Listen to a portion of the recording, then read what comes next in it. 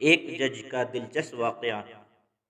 ایک جج صاحب واقعہ سناتے ہوئے بتاتے ہیں کہ میری عدالت میں ایک وکیل پیش ہوتا تھا جس نے فزکس میں پی ایچ ڈی کر رکھی تھی، مگر وہ وکالت کے پیشے سے منسلک تھا اور بات انتہائی مدلل کرتا تھا۔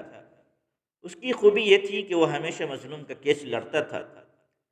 میری وہاں پوسٹنگ کے دوران میں نے اسے کبھی کوئی کیس ہارتے ہوئے نہیں دیکھا تھا۔ میں اس کی سچائی کا اتنا گرویدہ تھا کہ بعض دفعہ اس کی بات پر بغیر کسی دلیل کے میں فیصلہ سنا دیتا تھا اور میرا فیصلہ ٹھیک ہوتا تھا، بلکہ وہاں تعینات ہر جج ہی ان کا گرویدہ تھا اور پوری عدالت میں سبھی اس کا احترام کرتے تھے۔ بعض مواقع پر جج صاحبان اس سے کیس ڈسکس کر کے بھی فیصلہ کرتے تھے۔ میں اس کے اتنا تعلیم یافتہ ہونے کے باوجود، اس فیلڈ میں آنے اور پھر جج بننے کی اہلیت ہونے کے باوجود بھی وکیل رہنے کی وجہ جاننا چاہتا تھا۔ بہت کوشش کے بعد اپنے تجسس کے ہاتھوں مجبور ہو کر میں نے یہ سوال اس سے پوچھ ہی لیا۔ تو اس نے بتایا کہ میرے نانا انتہائی غریب آدمی تھے، ان کی اولاد میں بس 2 ہی بیٹیاں تھیں۔ انہوں نے بھٹے پر محنت مزدوری کر کے اپنی بیٹیوں کو تعلیم دلوائی، ان کی پرورش کی اور پھر ان کی شادیاں کی۔ میری والدہ کی قسمت اچھی تھی کہ وہ گورنمنٹ اسکول میں ٹیچر لگ گئیں، جبکہ میری خالہ کو سرکاری ملازمت نہ مل سکی۔ میرے نانا نے بھٹا سے قرض لے کر اپنی بیٹیوں کی شادی کی۔ میری والدہ نے گھریلو اخراجات سے بچت کر کے میرے نانا کی قرض اتارنے میں مدد کی، مگر پھر میرے والد صاحب نے ان کو منع کر دیا تو میرے نانا خود ہی قرض کے عوض مزدوری کرنے لگے۔ جبکہ دوسری طرف میری خالہ کے یہاں کوئی اولاد نہ ہوئی تو ان کے سسرال والوں نے انہیں تنگ کرنا شروع کر دیا۔ کئی بار مار پیٹ کر کے میری خالہ کو گھر سے نکالا گیا، پھر گاؤں والوں کی مداخلت سے ان کو راضی کر کے بھیجا جاتا اور پھر وہ سسرال والوں کے ہاتھوں مار کھا کر والد کی دہلیز پر آ بیٹھتی۔ یہاں تک کہ آخری بار جب ان کے سسرال والے ان کو لے کر گئے تو ان کے شوہر نے دوسری شادی کر لی اور میری خالہ کو اس شرط پر ساتھ رکھنے کی حامی بھر لی کہ گھر کے سارے اخراجات میرے نانا اٹھائیں گے۔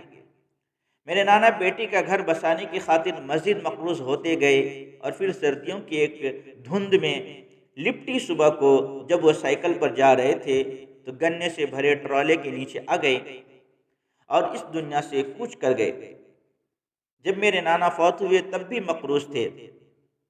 میری والدہ نے میرے والد سے چوری اپنا زیور بیچ کر میرے نانا کے قرض ادا کیے، ان کی تجہیز و تکفین کا انتظام کیا۔ اس معاملے میں میرے دادیال والوں نے میری والدہ سے کوئی تعاون نہ کیا، یہاں تک کہ میرے والد نے بھی نہیں۔ نانا کی وفات کے بعد میری خالہ کے سسرال والوں نے میری خالہ کو مجبور کرنا شروع کر دیا کہ وہ میری والدہ سے گھر کے خراجات کا مطالبہ کرے۔ میری خالہ نے انکار کر دیا تو ان کو طلاق ہو گئی، مگر نہ تو ان کو ان کا سامان واپس کیا گیا اور نہ ہی زیور، بلکہ ان کا حق مہر بھی نہ دیا گیا۔ میری والدہ اور خالہ کے پاس آخری سہارا قانون کا تھا اور قانون طاقتور کی باندھی ہے۔ میری والدہ اور خالہ نے ہائی کورٹ تک کیس لڑا مگر اپنا حق نہ لے سکی اور پھر ایک دن خالہ ہائی کورٹ میں کیس کی پیشی کے بعد واپس آئیں اور خود سوزی کر لی۔ ان کی تجہیز و تکفین بھی میری والدہ کی ذمہ تھی۔ میری والدہ نے یہ کام بھی بخوبی کیا، مگر بہن کی موت کے بعد ان کا چہرہ بجھ سا گیا۔ یہاں تک کہ میری تعلیمی کامیابیوں پر بھی میری والدہ کچھ زیادہ خوش نہ ہوتی تھی۔ یہاں تک کہ جب میں نے پی ایچ ڈی کی تو میرے نزدیک اور دور کے سارے رشتہ دار بہت خوش ہوئے، مگر میری ماں کے چہرے پر پہلے مجھے ویسی خوشی دکھائی نہ دی۔ میں نے اسی رات مصلی پر بیٹھے نماز کے بعد دعا مانگتی ہوئی اپنی ماں کو اپنے سینے سے لگا لیا اور پوچھا کہ آپ کی اداسی کی وجہ کیا ہے؟ تو میری والدہ نے مصلی کو تہ کیا اور کہا، میں چاہتی ہوں کہ تم وکیل بنو۔ زندگی میں پہلی بار میری والدہ نے کسی خواہش کا اظہار کیا تھا۔ جب میں نے وجہ پوچھی تو میری والدہ نے میری طرف ہی ایک سوال لوٹا دیا کہ تمہیں پتہ ہے کہ تمہاری خالہ نے خودکشی کیوں کی تھی؟ میں نے کہا نہیں۔ تو میری والدہ روتے ہوئے کہنے لگی کہ تمہاری خالہ کے پاس ہائی کورٹ کے وکیل کی فیس دینے کے لیے مزید پیسے نہیں تھے، تو وکیل نے ان سے جسمانی تعلق کے بدلے فیس چھوڑنے کی بات کہہ دی تھی، تو تمہاری خالہ نے اس دن گھر آ کر خودکشی کی تھی۔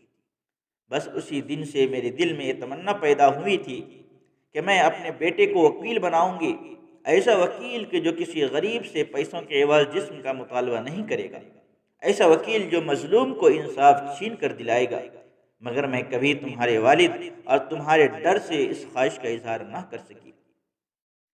میری والدہ بات مکمل کرتے ہوئے زار و قطار رونے لگی تو میں نے ان کے قدم چومے اور وعدہ کیا کہ میں ایسا ہی وکیل بنوں گا، اور پھر وکالت میں داخلہ لے لیا۔ میرے اس فیصلے سے تمام فیملی ممبرز اور دوست احباب حیران تھے کہ پی ایچ ڈی کے بعد یہ ایل ایل بی کرنے لگا ہے، مگر میری والدہ بہت خوش تھی۔ میں راتوں کو دیر تک جاگتا اور شوق سے پڑھتا رہتا تھا، اور میری والدہ بھی میرے ساتھ جاگتی اور آیت الکرسی پڑھ پڑھ کر مجھ پر پھونکتی رہتی تھی۔ میں نے قانون کی تعلیم میں بھی گولڈ میڈل لیا اور اپنی ماں کا خواب پورا کر دیا، مگر افسوس کہ میری والدہ اس خواب کی مکمل تعبیر نہ دیکھ سکی۔ میں وکیل بننے کے بعد ہمیشہ سچ کے لیے لڑا۔ میں نے کبھی کسی ظالم کو سپورٹ نہیں کیا۔ میں ہر کامیابی پر اپنی والدہ کی قبر پر جاتا، مگر ایک عرصہ تک میری والدہ مجھے خواب میں نہیں ملی۔ پھر ایک دن میں نے ایک یتیم لڑکی کا کیس مفت میں لڑا، نہ صرف اس کا سامان جہیز اور حق مہر لے کر دیا، بلکہ اس کے بچوں کا ماہانہ خرچ بھی لے کر دیا۔ اس دن جب والدہ صاحبہ کی قبر پر گیا تو رات کو میری والدہ خواب میں مجھے ملی، مجھے سینے سے لگایا اور مجھ پر کچھ پڑھ کر پھونکا۔ اس دن مجھے لگا کہ میں نے زندگی کا مقصد حاصل کر لیا۔ اہلیت ہوتے ہوئے بھی جج نہ بننے کی وجہ یہ ہے کہ بطور جج تو شاید میرے کسی سینئر کا کوئی پریشر آ سکتا ہے کہ فیصلہ ایسے کرو یا ایسے نہ کرو، مگر بطور وکیل میں مکمل آزاد ہوں اور حق وسیع کے لیے پوری آزادی کے ساتھ کھڑا ہو سکتا ہوں، اور ویسے بھی میں حلال طریقے سے اتنا کما لیتا ہوں کہ بہت اچھا گزر بسر ہو جاتا ہے۔